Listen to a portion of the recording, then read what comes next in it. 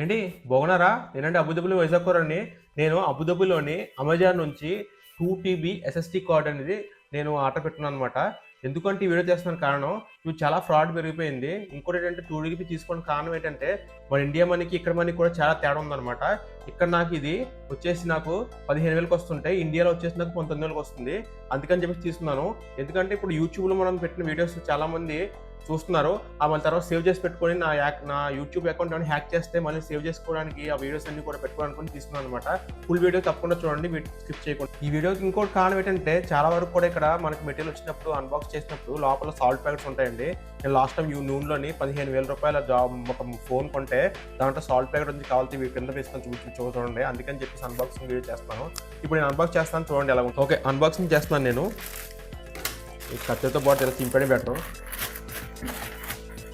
Okay, మనకి ST card వచ్చేసింది దీంట్లో. ఇది మొత్తం చింపాలంటే దీన్ని కొంచెం పర్ఫెక్ట్గా మనం కట్ చేయాలన్నమాట. దేనికైనా పర్ఫెక్షన్ ఉండాలండి. ఓకే ఓకే, చూసారా, ఇది 2 టీబీ ఎస్టీ కార్డ్ అనమాట. సో మన వీడియోస్ అన్ని సేవ్ చేసి పెట్టుకోండి యూట్యూబ్వి.